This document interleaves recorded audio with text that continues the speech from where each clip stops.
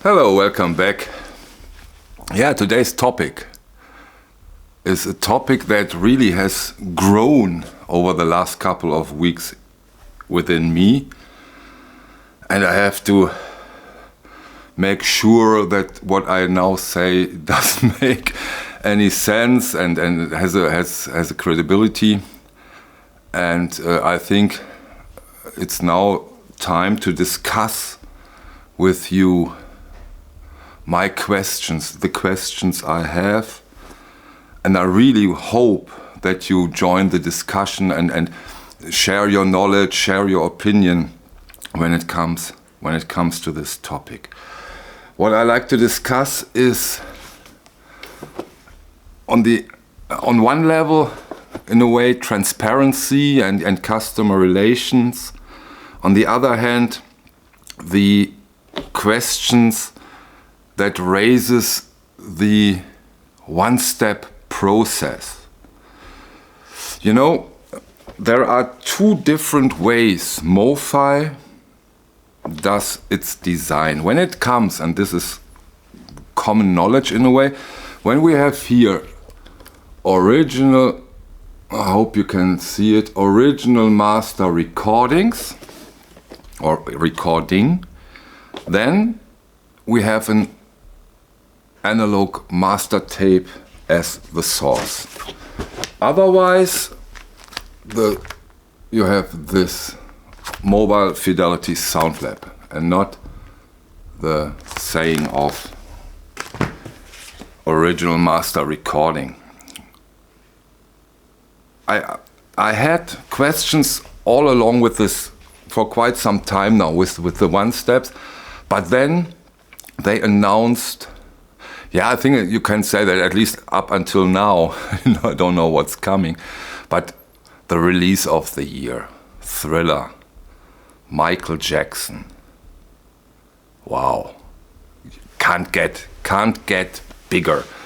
And then I saw 40,000 copies, original master recording. And for example, on my German there's a huge German distributor who also stated Thriller, Michael Jackson, and original analog master tapes, pressed at RTI, yada, yada, yada.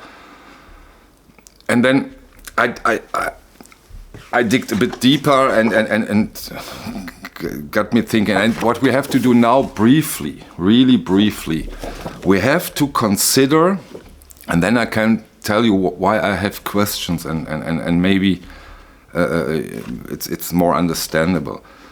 We have the one-step process and we have the regular process of pressing records. Let's start with the regular process. You have the master tape, you have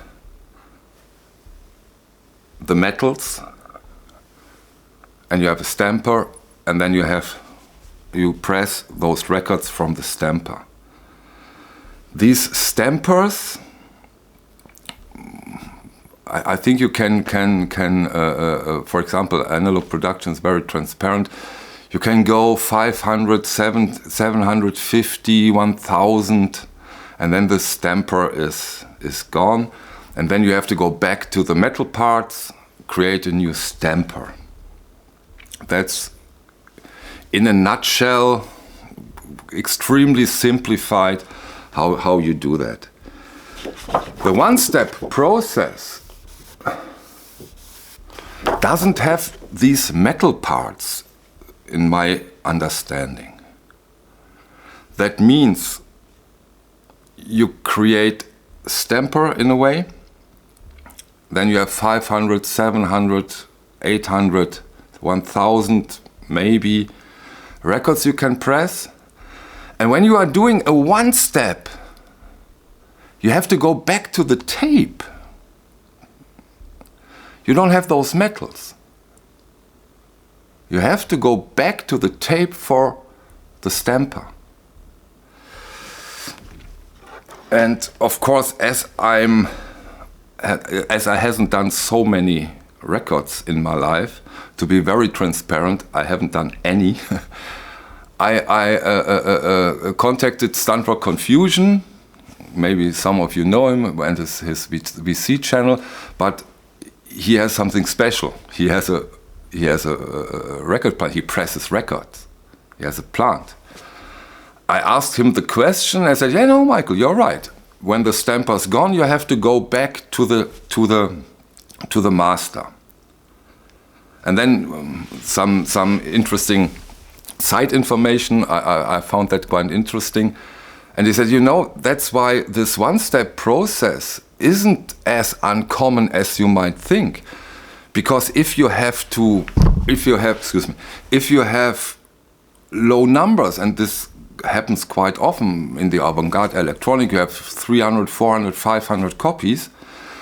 This one-step process, because you don't have to do those metal parts, is quite cheaper. And then you do 300, 400, and all good. So this one-step process is not as uncommon as I initially thought.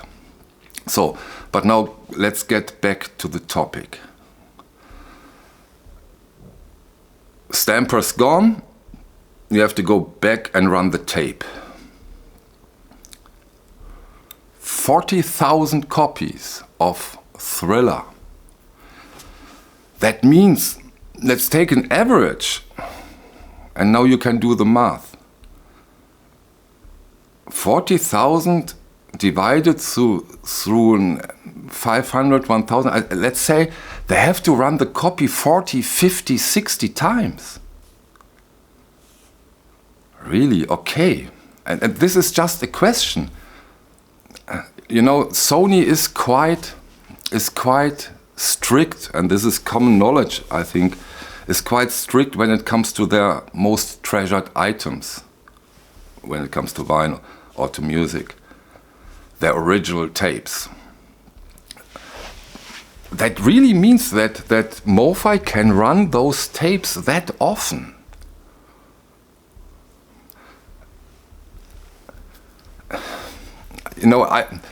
I'm just asking here. I'm not judging or saying, oh, that can. No, I can't. I don't know it. But I want to raise the question: do you really run that copy that often to have this perfect result? 40, 50, 60 times the original master tapes of Sony, of Michael Jackson's Thriller. Wow. And there are other questions I have. For example, the tapes in that time, I think they call them sticky tapes. They didn't use that whale oil. They changed the tapes in general. And what I've heard, they really have problems. That's why they sometimes have to bake them, because they stick together. But okay, still, that I would love to have a completely clear announcement from MoFi. Yes, we take the original master tapes, or and we found a stamper that holds long enough. Maybe I don't know. I'm not a technician, but I have these questions, and we are talking about a 100 euro record here, and I think as a customer we deserve absolute clarity about that. I really would love to know. Okay, forget Thriller. If that assumption is correct, in a way, at least for me, I have the same question. Let's say Miles Davis Bitches Brew. Only, I think, what will they do with it? 20,000? And yet again, we are talking 25, 30 times running through that tape. I don't know. Is that realistic? Maybe it is.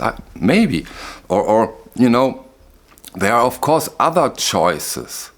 One choice could be we are doing a copy of the master tape, but this of course first we would need to know that. I would like to have information, and I'm speculating here. I don't say that they do it. And I don't think that they do it, because it would be stupid, because if you do a copy, you lose information, and this information, doesn't matter how sophisticated your production process is, you can't get that information back. So this is not possible. Next possibility is, and I'm only speculating here, I don't say that they do it, that they take a digital file, because then you can go back and forth, doesn't matter, you can go for it. And I don't say that this is so terrible. It's not. I have very good sounding digital releases. I just would like to know. And again, I don't say that they do.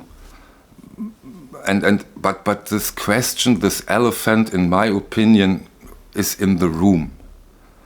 Once more, 40,000 copies, let's say 60 times running that tape. Wow. Really, I hope, and of course it's not impossible, you know, there are a lot of companies who are extremely transparent when it comes to their sources, the production process. For example, here, Chad Kassim, analog production, he tells it everybody. That's the way how this is the source of it. And if he doesn't have the analog source or didn't use it, he's quite transparent, which is not that often the case. But then he says, we have to done it this way because. Or like it or not, the ERC on their website, you always can see a photo of the tape. That we're using this tape, and then you can ask your questions and discuss it. And somehow I haven't found so much information on the internet. And once more, is that possible? What do you think? Let's discuss that. Am I here completely on the wrong track? Might be, but hey, why not? We are a community here, so now, why not discuss these questions? Because I think about this topic for quite some time now, and I haven't found a clear answer. In a way, of course, the only source that can give us a very clear answer to those questions is Mobile Fidelity Sound Lab. They are doing it, and easy to answer those questions in a way. Yeah, what's your opinion? What do you think? Thank you for your time. Bye.